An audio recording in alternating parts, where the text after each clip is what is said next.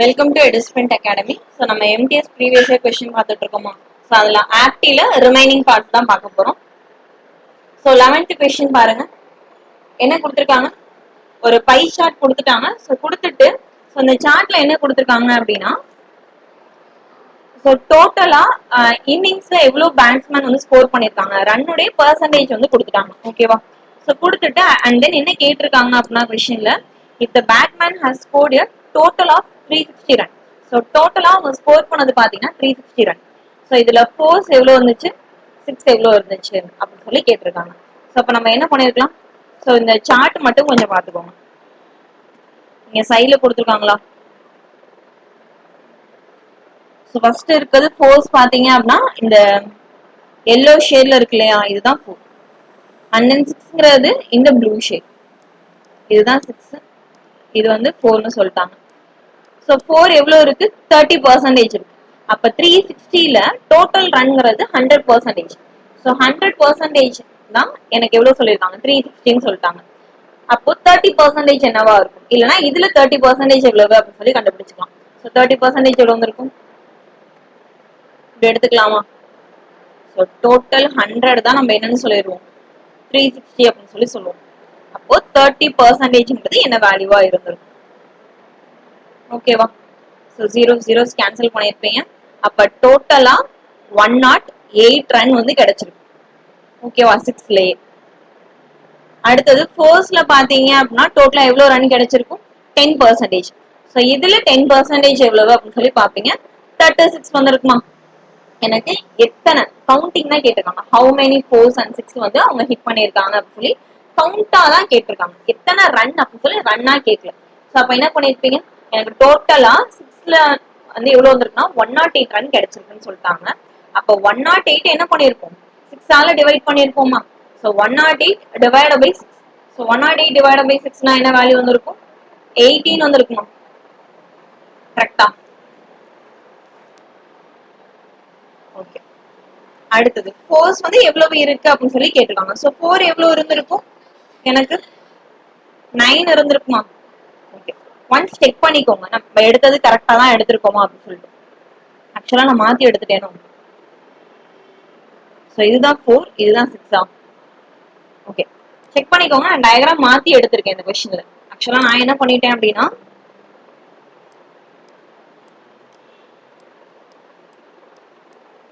நம்ம இது வரைக்கும் கண்டுபிடிச்சோம் இல்லையா, இது எல்லாமே கரெக்ட் தான்.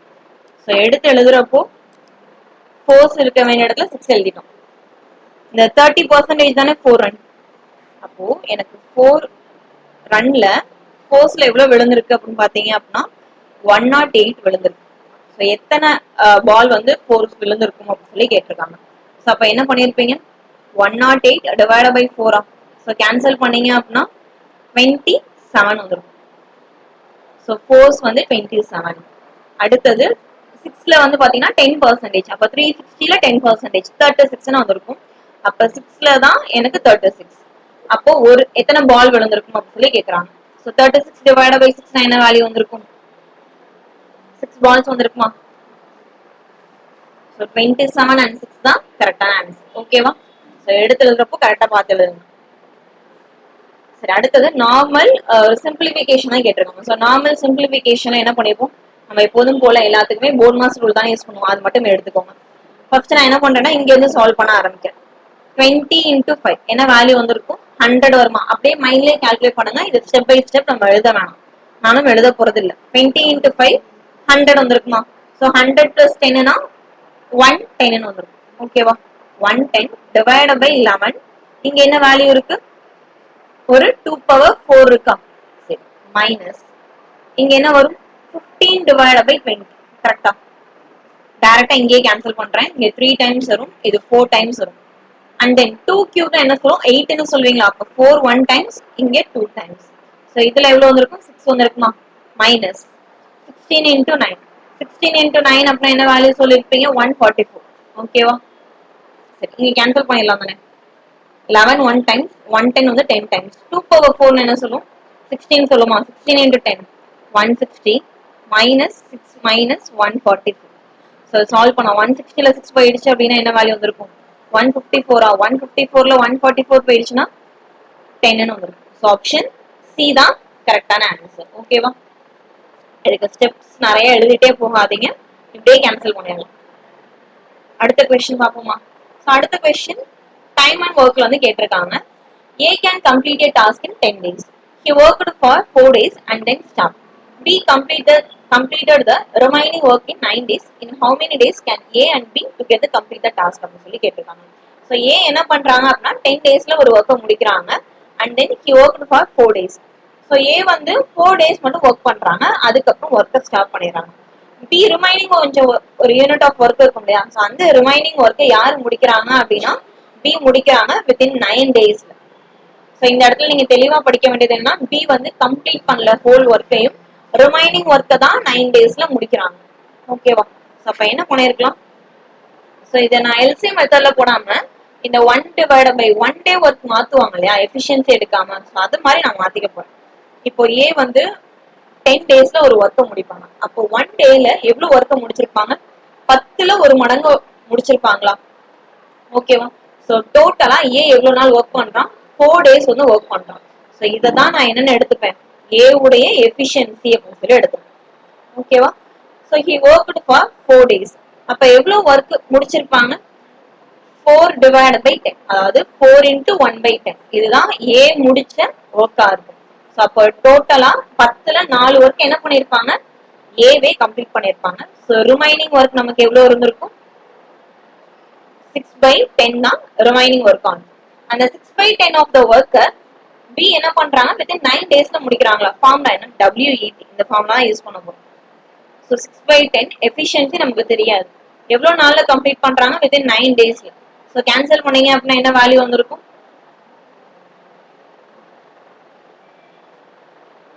ஸோ எஃபிஷியன்சி வந்து 1/15 வந்திருக்குமா? ஓகேவா? அப்ப நம்பர் ஆஃப் டேஸ் என்ன சொல்லியிருப்பீங்க, 15. அதாவது B யோட எஃபிஷியன்சி பாத்தீங்க அப்படின்னா 1/15னா B வந்து கம்ப்ளீட்டா ஒரு ஒர்க்கை முடிக்கிறதுக்கு 15 days எடுத்துப்பாங்க. ஓகேவா?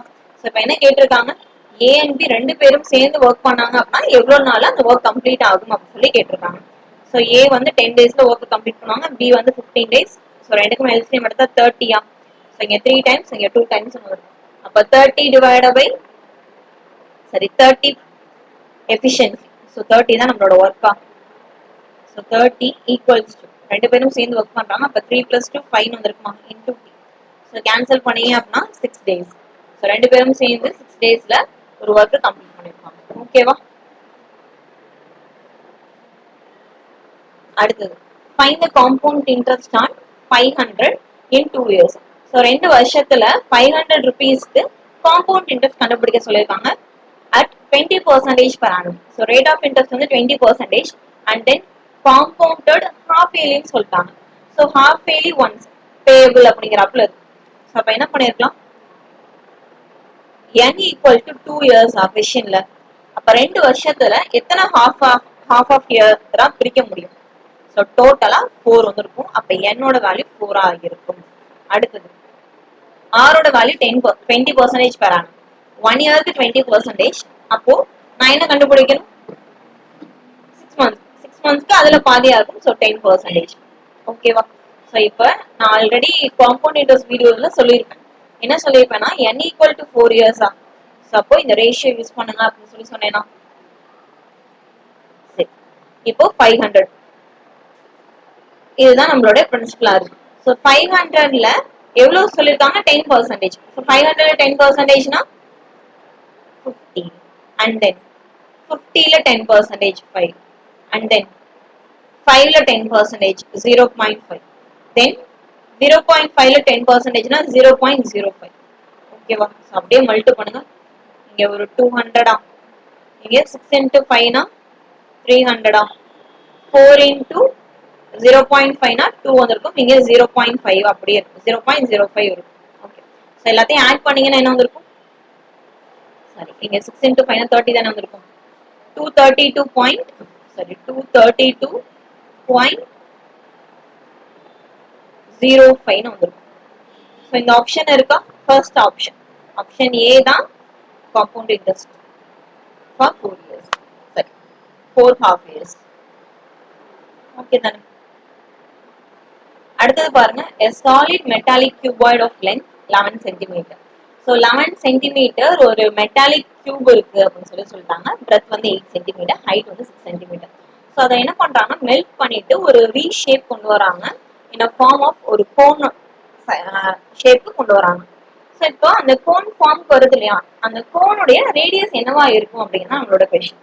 ஸோ ஒரு மெட்டலை இன்னொரு மெட்டலா ரீஷேப் பண்றாங்க அப்படின்னா என்ன பண்ணுவோம், எப்போதும் போல வால்யூம் ஈக்குவேட் பண்ணிக்கலாம். எக்ஸாம்பிள் இது ஒரு 2 kg ஆஃப் கியூபாய்டு இருக்குன்னா அதே 2 kg தான் நான் என்ன பண்ண போறேன், கோனா கொண்டு வர போறேன். ஸோ அப்படி இருக்கப்போ நம்ம என்ன பண்ணிருக்கலாம், இதுதான் எனக்கு கோனா மாற போகுது. ஸோ ரெண்டோட வால்யூமே equal. Volume of cuboid which is equals to volume of cone. So volume of cuboid உடைய formula பாத்தீங்க அப்படின்னா L into V into H. Then volume of the cone formula வந்து 1/3 into pi r square H. ஓகேவா? So இப்போ values வந்து நம்ம just அப்படியே apply பண்ணலாம். லென்த் வந்து 11, பிரெத் வந்து 8, ஹைட் வந்து 6 ஈக்குவல்ஸ் டு 1/3 டைம்ஸ் ஆஃப் பையோட வேல்யூ 22/7. ஆர் வேல்யூ தெரியாது. And then height is 14. So எல்லாத்தையுமே கேன்சல் பண்ணணும். ஆக்சுவலா ஹைட் வந்து 6. ஓகே. ஸோ கேன்சல் பண்ண என்ன வேல்யூ வந்திருக்கும், இங்கே 1 டைம்ஸ், இங்கே 3 டைம்ஸ், அண்ட் தென் இங்கே 2 டைம்ஸ், இங்கே 11 1 டைம்ஸ். 2ஐயும் 8ஐயும் கேன்சல் பண்ணா 4 டைம்ஸ். 4 into 3 என்ன வரும், 12 வந்திருக்குமா. 12 into 3 36. அப்போ ஆர் ஸ்கொயர் என்னவா இருக்கு, 36 இருக்கு. ஸோ அப்போ ஆருடைய வேல்யூ என்னவா இருக்கும், 6 சென்டிமீட்டர். ஸோ 6 சென்டிமீட்டர் தான் ரேடியஸ் ஆஃப் த. ஓகேவா? ஆப்ஷன் ஏ தான் கரெக்டான ஆன்சர். அடுத்த கொஸ்டின் பாருங்க, P can complete 1/5 of a work in 12 days. So P என்ன பண்றாங்க அப்படின்னா 1/5 of the work 12 daysல கம்ப்ளீட் பண்றாங்க. அப்போ டோட்டல் ஒர்க்கை எவ்வளவு நாள்ல கம்ப்ளீட் பண்ணுவாங்க, ஜஸ்ட் இந்த 5ஐயும் 12ஐயும் மல்டிப்ளை பண்ணிக்குவோம். ஸோ 5 into 12 அப்படின்னா என்ன வந்திருக்கும், 60 daysல ஹோல் ஒர்க்கை கம்ப்ளீட் பண்ணுவாங்க. அடுத்து Q பாத்தீங்க அப்படின்னா 1/6 of the work 8 daysல. அப்போ இந்த 6ஐயும் 8ஐயும் என்ன பண்ணுவேன், மல்டிப்ளை பண்ணுவேனா. So 6 into 8 48. ஸோ ரெண்டுக்கும் எல்சிஎம் எடுங்க. 60க்கும் 48க்கும் எல்சிஎம் எடுப்பீங்களா. 60க்கும் 48க்கும் எல்சிஎம் எடுத்தா என்ன வேல்யூ வந்திருக்கும், 48 into 5 என்ன வேல்யூ வரும், 240 வருமா. ஸோ 240 தான் எல்சிஎம். ஸோ இங்க 4 டைம்ஸ் அண்ட் தென் இங்க 5 டைம்ஸ். ஓகே தானே. ஸோ இப்போ டோட்டலா எவ்வளவு நாள்ல கம்ப்ளீட் பண்ண போறாங்க அப்படின்னு சொல்லி கேட்டிருக்காங்க. ரெண்டு பேருமே சேர்ந்து ஒர்க் பண்றப்போ இவங்களோட எஃபிஷியன்சி 4, இவங்களோட எஃபிஷியன்சி 5. ஃபார்முலா என்ன, பெட் ஞாபகம் வச்சு சொல்லியிருப்பேன் நான், W equals to ET. So Wங்கிறது 240, எஃபிஷியன்சி 9, நம்பர் ஆஃப் டேஸ் தெரியாது, ஸோ D அப்படியே வச்சிருப்பீங்க. ஸோ ரெண்டையுமே நம்ம 3 டேபிள கேன்சல் பண்ணோம் அப்படின்னா என்ன வந்திருக்கும், 80/3 வருமா. அப்போ T equals to 80 3ஆல டிவைட் பண்ணீங்கன்னா 2 times 6 வரும். ரிமைண்டர் 2 அகைன் என்ன வந்திருக்கும், 18 வந்து 6 டைம்ஸ் வரும். ஓகேவா. ரிமைண்டர் 2 டிவைட் பை, அப்போ 26 2/3 தான் நமக்கு வர வேண்டிய ஆன்சர். அப்போ P and Q வந்து 26 2/3 டேஸ்ல என்ன பண்ணிருப்பாங்க, ஒர்க்கை கம்ப்ளீட் பண்ணிருப்பாங்க. ஓகேவா. அடுத்த கொஸ்டின் எடுத்துக்கோங்க. அடுத்த கொஸ்டின் என்ன சொல்லிருக்காங்க, a bike crosses a bridge with a speed of 75 km/h. ஒரு பைக் என்ன பண்ணுது அப்படின்னா ஒரு பிரிட்ஜை கிராஸ் பண்ணுது. ஸோ அதுக்கு எவ்வளவு நேரம் ஆகுது, 75 கிலோ, சரி ஒரு எவ்வளவு ஸ்பீடு சொல்லிட்டாங்க, 75 km/h ஸ்பீட்ல கிராஸ் பண்ணுன்னு சொல்லிட்டாங்க. அந்த பிரிட்ஜோட லென்த் என்னன்னு கேட்டிருக்காங்க. அண்ட் தென் அந்த பிரிட்ஜை கிராஸ் பண்றதுக்கு எவ்வளவு நேரம் எடுத்துக்குது அப்படின்னா 20 minutes எடுத்துக்குது அப்படின்னு சொல்லிட்டாங்க. ஓகே. ஸோ அப்போ நான் டிஸ்டன்ஸ் தானே கண்டுபிடிக்க போறேன்.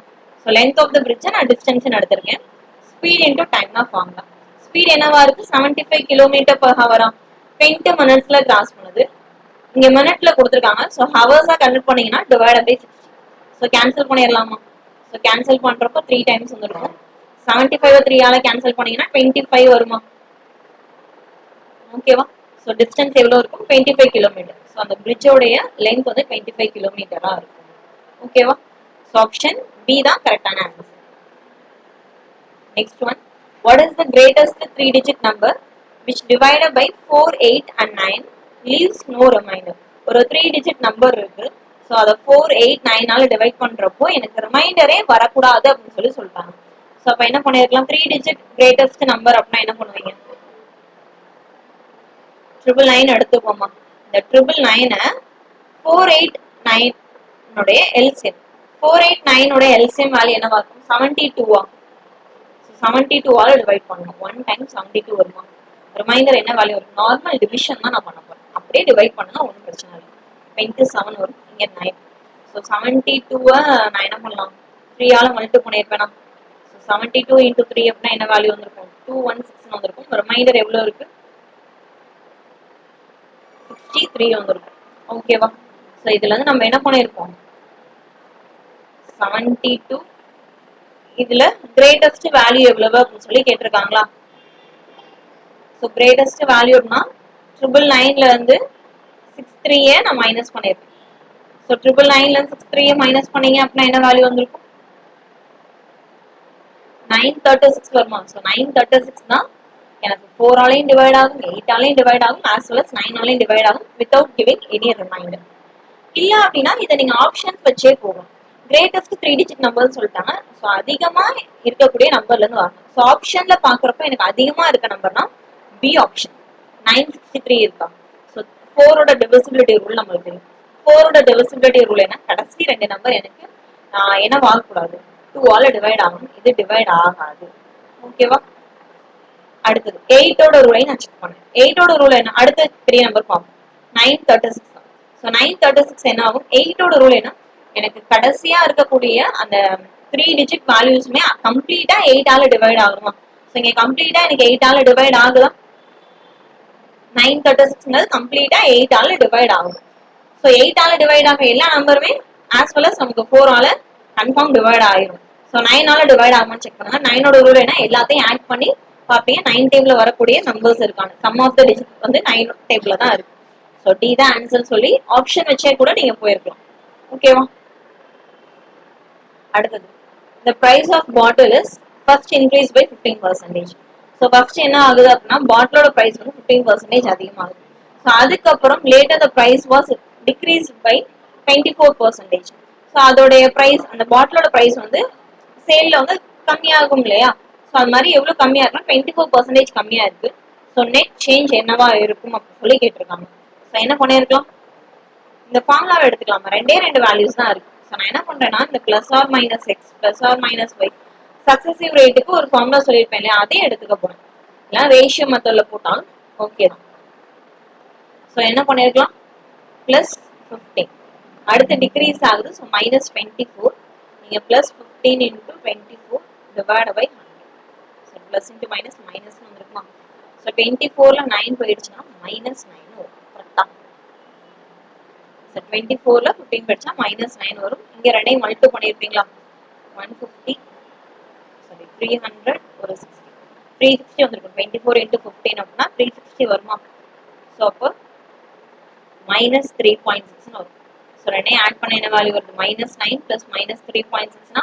மைனஸ் 12.6 வரும் ஸோ மைனஸ் எதை இண்டிகேட் பண்ணும்னா டிக்ரீஸ் ஆகுது அப்படிங்கிறத இண்டிகேட் பண்ணும் ஸோ அப்போ டிக்ரீஸ் ஆஃப் 12.6% அப்படின்னு சொல்லி எடுத்துக்கலாம் ஓகேவா அடுத்து a car covers 60 km at a speed of 84 km per hour if the average speed for the whole journey is 72 km per hour னு சொல்லிட்டாங்களா then the speed of car for the next 60 km of the journey so என்ன சொல்லியிருக்காங்கன்னா ஒரு car வந்து 60 kilometre வந்து cover பண்ணது 84 kilometre per hour வந்து அதோட ஸ்பீட்னு சொல்லிட்டாங்க average speed for the whole journey இந்த என்டையர் ஜேர்னிக்கான ஸ்பீட் சொல்லிட்டாங்களா அதாவது இதான் ஸ்பேன் எடுத்து ஓகேவா ஸோ ஃபர்ஸ்ட்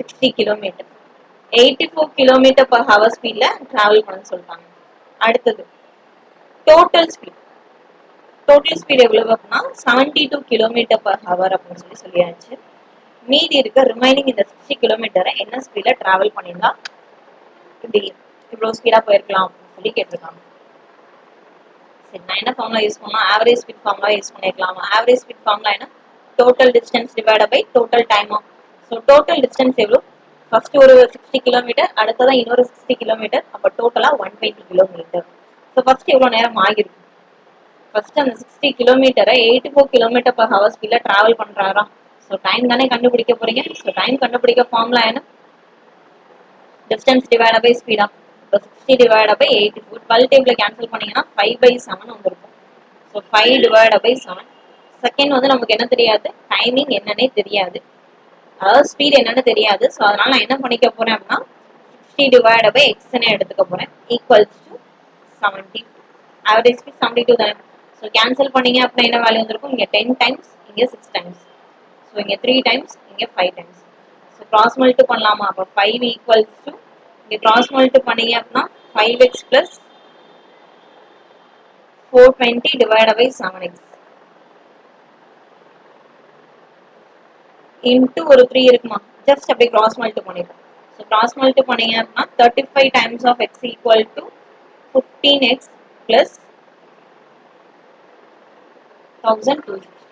ஸோ 35ல 15 மைனஸ் பண்ணீங்க அப்படின்னா என்ன வேல்யூ வந்திருக்கும், 20 டைம்ஸ் ஆஃப் x வருமா, அப்போ 20 times of x equal to 1260. So 20 டேபிள கேன்சல் பண்ணலாம். ஸோ கேன்சல் பண்ணீங்க அப்படின்னா x உடைய வேல்யூ என்ன வந்திருக்கும், 63 வந்திருக்குமா.